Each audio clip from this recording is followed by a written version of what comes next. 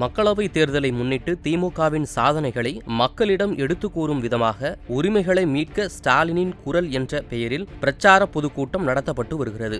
நேற்று ராமநாதபுரத்தில் நடைபெற்ற இந்த கூட்டத்தில் கலந்து கொண்டு பேசிய அமைச்சர் உதயநிதி ஸ்டாலின் பாஜகவினர் அமலாக்கத்துறையை வைத்து மிரட்டுவதாக குற்றம் சாட்டியுள்ளார்.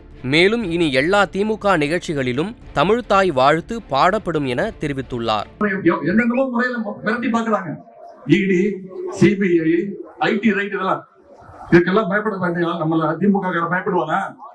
அதிமுக நினைச்சுக்கிட்டு நம்ம கிட்ட அவங்களுடைய வாழை ஆட்டிட்டு இருக்கிறாங்க. உங்களுடைய வாழை நாங்க ஒட்ட நெருக்குவோம். இங்க இன்னொரு பிரச்சனை ஒருத்தர் இருக்கிறார், திரு ஆளுநர் பேருங்க. அப்பவே சொன்னார், ஆட்டுக்கு தாடியும் நாட்டுக்கு கவர்னரும் தேவையே இல்லைன்னார். இன்னைக்கு இந்த கூட்டத்துல முதல் முறையா அரசு நிகழ்ச்சி அத்தனை நிகழ்ச்சியிலையும் தமிழ்த்தாய் வாழ்த்து தான் முதல்ல பாடப்படும். உங்களுக்கு தெரியும், நிகழ்ச்சி முடியும் போது தேசிய கீதம் பாடுவோம். எங்களுக்கு தேசிய கீதமும் முக்கியம், அதை விட எங்களுடைய தமிழ்த்தாயும் முக்கியம். இன்னைக்கு இந்த நிகழ்ச்சியில நம்ம தமிழ்த்தாய் வாழ்த்தை பாடி இந்த நிகழ்ச்சி ஆரம்பிச்சிருக்கிறோம். இதுவே அரசு நிகழ்ச்சி இல்ல, அனைத்து கழக நிகழ்ச்சியிலும் தமிழ்த்தாய் வாழ்த்தோடு தான் ஆரம்பிக்க போறோம்.